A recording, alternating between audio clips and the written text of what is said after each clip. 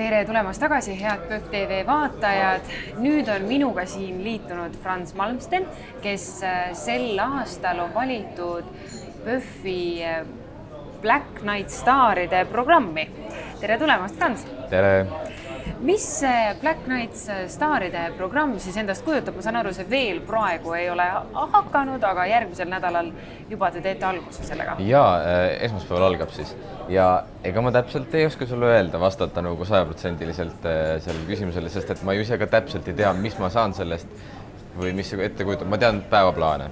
Meil on igast kokkusaamised, mingisugused pildistamised, workshopid, selle siis industry, rääkimine, tutvustamine, et kuidas see maailmas vist toimub. No niisugune tutvustamine kogu sellele maailmale, et mis praegu siis toimub. Ma arvan, et nagu, et kurssi viimine. Kas see, siit valiti Eestist, Lätist, Leedust, Soomest, kas see, et Eestist said sina ja siis ka Risto Vaidla valituks, oli see sinu jaoks ka mingi üllatus? Väga suur üllatus. Ega ma ei oodanud seda, kui mulle öeldi, et kas sa tahaksid kandideerida, vist oli küsimus kandideerimises. Siis ma ütlesin, et soovin ikka, aga ma olin nagu üsna juba mõelnud, et ilmselt teda ei tule. Või kuidagi oli, et siin on Eestis on ju meil nii palju neid inimesi, kes on seal veel, et ma ei oodanud seda, et seda võiks tulla ja ma olin ikka šokeeritud. See oli väga tore uudis. Ja nüüd tegelikult sa ju praegu ei ole üldse kogu aeg Eestis, sa oled meil siin piiri taga. Londonist just. Ja elan praegu Londonis, niivõrd kuivõrd, väga tihti käin ikkagi Eestis, aga olen nüüd alates, tegelikult juba juulis kolisin, aga põhiliselt alates septembrist olnud seal siis. Aga mis sind viis Londonisse? Londonisse viis mind selline asi nimega Actor Studio ja Eestis nimelt ei ole veel, kuigi Viljandis on, ei ole väga palju siis filmi näitlemist, acting for screen. Ja siis ma otsustasin, et kus seda veel parem omandada on kui Inglismaal ja siis leidsin ühe kursuse, mis asub Pinewood Studios, mis on siis kõige suurem stuudio UK-s ja üldse Euroopa üks kõige prestiižikamaid, üle maailma kõige prestiižsemaid stuudioid. Nii et väga ägedas tsentrumis on see stuudio mul. Aga tegelikult keskkoolis sa käisid ju Vanalinna hariduskolleegiumis ja teatriklassis ja seal te tegite ju draamateatrit, sõnateatrit. No ikka jah, aga jah, tegime. Aga kuidagi sealt sa siis ikkagi mõtlesid, et sind huvitaks rohkem filmi näitlemine kui sõnateater? Tead sa, mõlemad pakuvad huvi väga selles suhtes, et aga seal filmi puhul on nagu midagi tõmmanud juurde. Ma ei oska sulle öelda, et kas see on, et ühe korra, kui ma eelmine suvi tegin siis õudusfilmi Kiirde põrgusse võtetelt, siis nagu sain selle kuidagi kaasa, et see on nii lahe, et sa teed seda ühe korra ja sa pead siis andma endast maksimumi ja see jääb nagu igaveseks, et seal on nagu kuidagi siukene nagu mingi äge võlu veel juures, sest teatri puhul on see, et sa teed proovi ja sa teed seda ikkagi mitu korda veel, no mis ei ole halb, vaid see on ka väga äge, aga et filmi puhul on just see esma- ja ainukordsus, mis mind nagu paelub. Ja see, et see on absoluutselt iga päev on täiesti teistsugune. Iga tund on, võib-olla äkki see paelub mind seal. Ja ka mulle meeldib see minimaalsus, mida saab filmis mängida ja mida laval nii lihtsalt ei saa, sest lava on ikkagi, publik on kaugel, peab kõvasti möllama seal, et nende tähelepanu võita. Sa mõtled neid väikeseid asju, mis saab näiteks hea operaatoriga, hea pildikeelega edasi anda ja töötama panna? Ja just täpselt. Väikesed miimikad, silma liigutamine võib anda juba kogu nagu jutu ära. Et mul nagu paelub see, et nagu mida vähemaga saab ära anda, nagu kui palju. Seal sama stuudios me oleme ka teinud, et siuke harjutus oli, kus me pidime mõtlema üks päev enne ühele dramaatilisele juhtumile või siis ükskõik mingisugune juhtum, mis on juhtunud vahemikust 6 kuni 16 sinuga. Ja siis sa mõtled selle läbi ja siis sa pead selle mahutama 2 minuti sisse. Ja siis me tegime niimoodi, et mina istusin siin ja minu ees istusid kõik teised. Näoga minu poole, kõige lähim oli kohe põlvedega, tema põlved olid siin, et esimene nägu oli siin, tak. Ja me ei tohtinud mitte ühtegi sõna öelda, vaid me pidime vaatama ühte punkti ja seda sama asja läbi elama. Ja inimesed arvasid täpselt ära vanuse, mis juhtus, mis emotsioonid mul on. Ma ei ütle mitte ühtegi sõna ma ei teinud mitte ühtegi liigutust, vaid ma elasin lihtsalt selle üle. Sa vaatasid silma neile? Ei, mina vaatasin, seinal oli üks täpike pandud, kuhu pidi vaatama ja elama seda kogu konkreetset sündmust üle. Ja nad panid kõik pihta.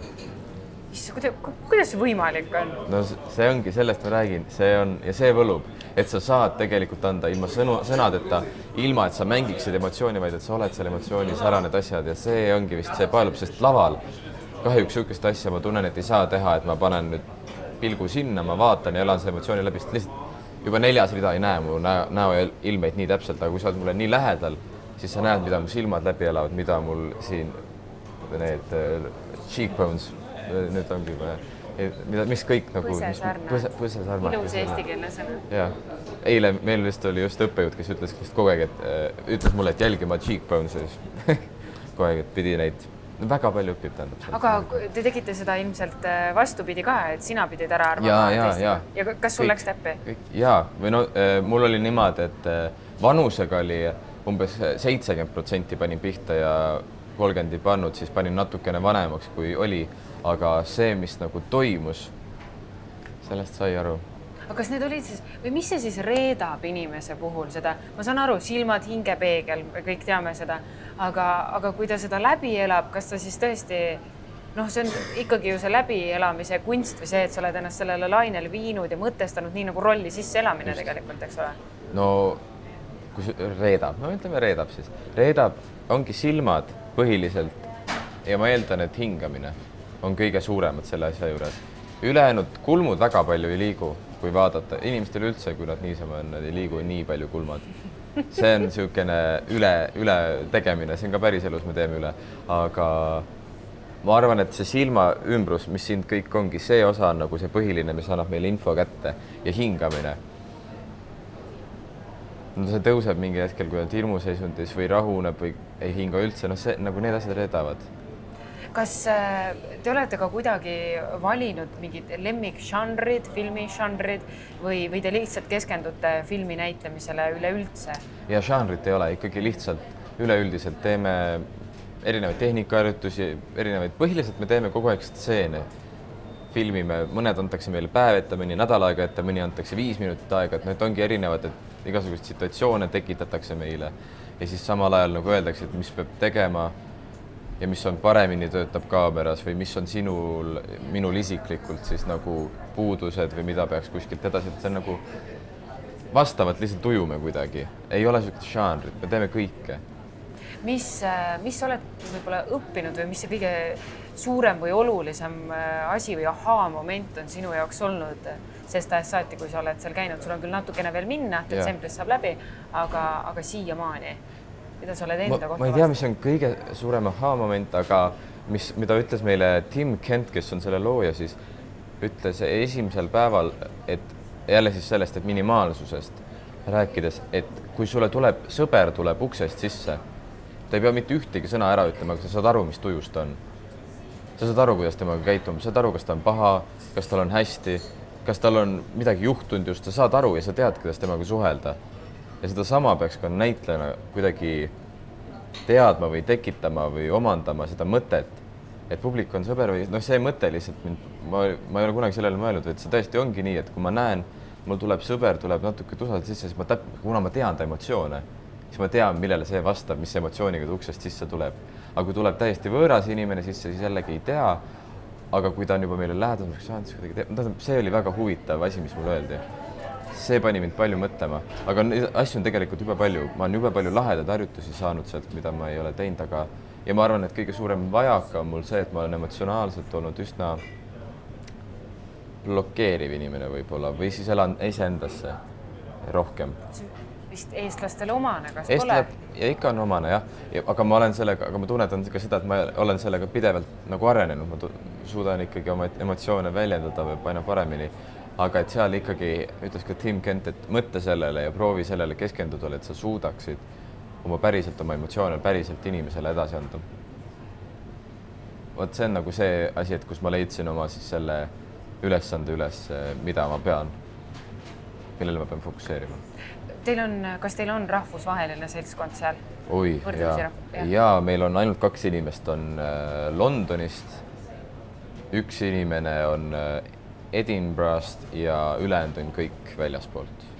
Ameerikast, Atlantast, Brüsselist, Singapurist, Saksa, igalt poolt.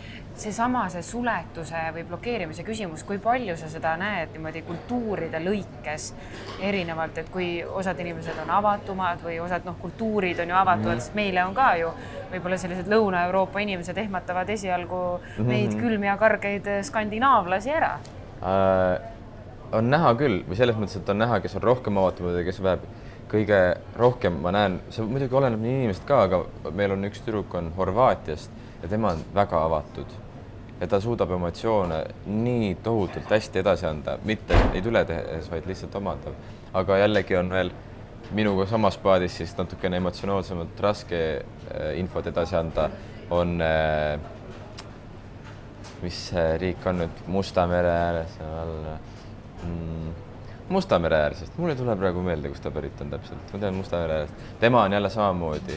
On natuke kinnisem, et ta ei suuda, et kui ta hakkab emotsionaalselt asjast rääkima, siis ta hakkab pigem naerma selle üle ja ei suuda nagu sellele keskenduda ja päriselt olla seal. Ega on näha. Sa ütlesid enne ka, et võib-olla selle filmi pisiku said sa möödunud suve kogemusest, kui sa tegid kaasa Eesti esimeses õudusfilmis, nii nagu seda on välja reklaamitud, Kiirtee põrgusse. Just.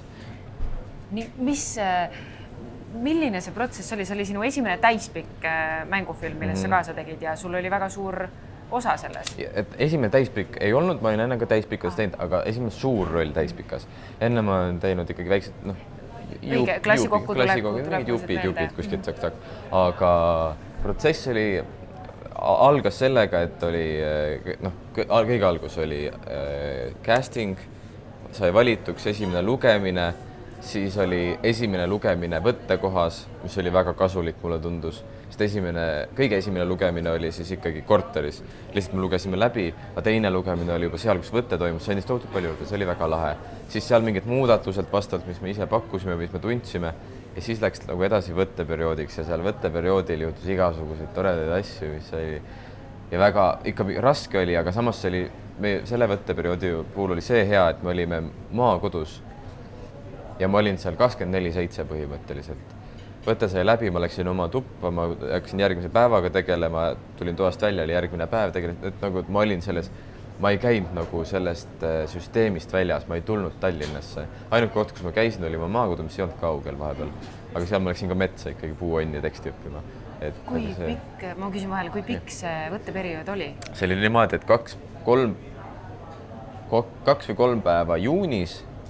Juulis oli vist 28, 26 midagi sinna ja siis oli veel talvel ja talvel kuskil oli midagi, tähendab kokku ma arvan 35 päeva. Ja kui sa nüüd oled Londonis ennast täiendanud, oled uusi teadmisi saanud, siis kuidas sa sellele möödunud suve Fransule sealt ekraani pealt otsa vaatad? Ikka raske on ja ikkagi paljusid teadmisi ei olnud. Ja nüüd ikkagi on või see,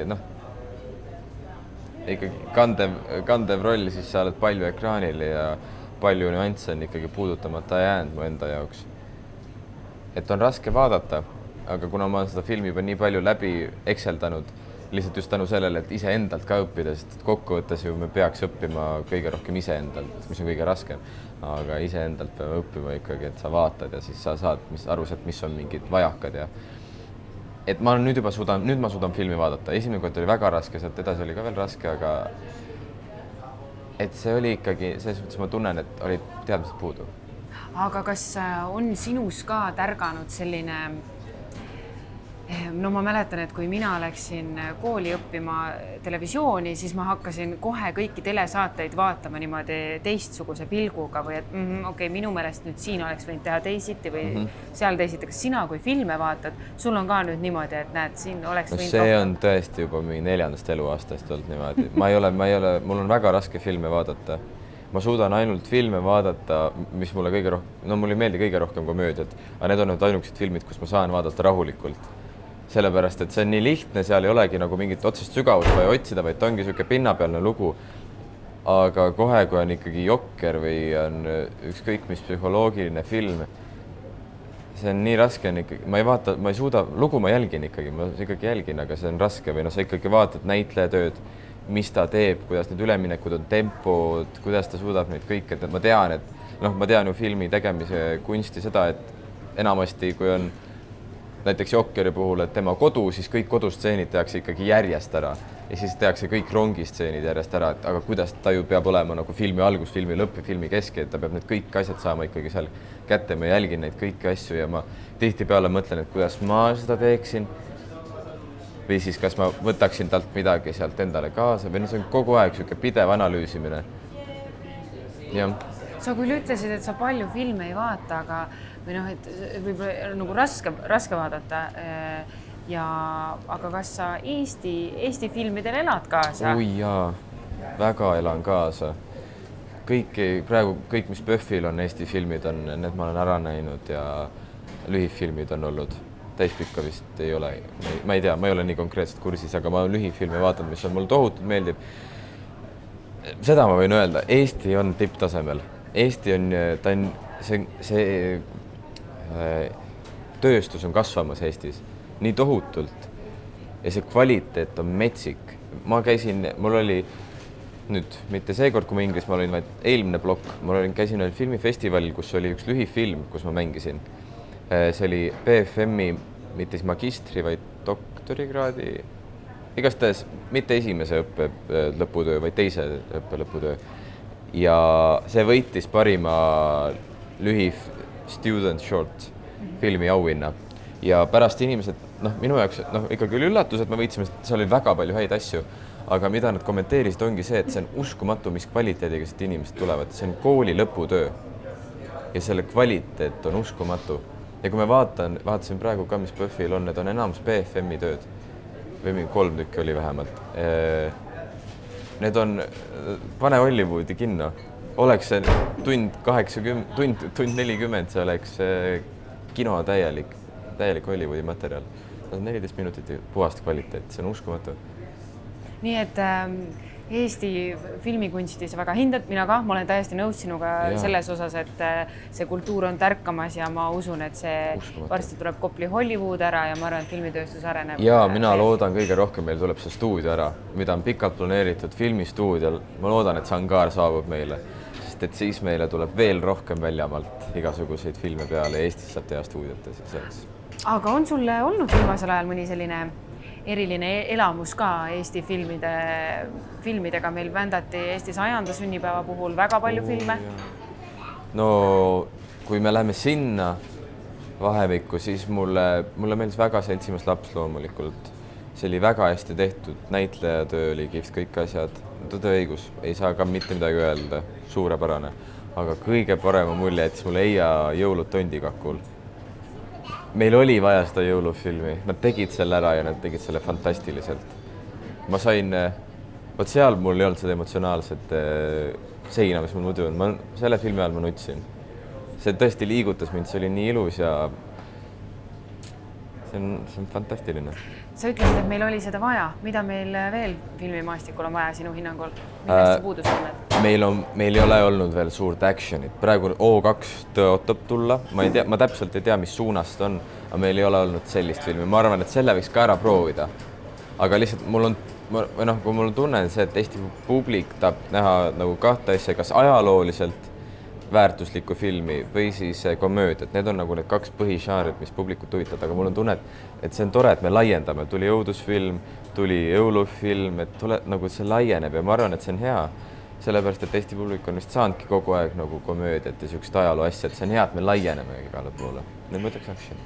Franz, aga mis sinust saab, kui sul detsembris Londonis filmikool läbi saab?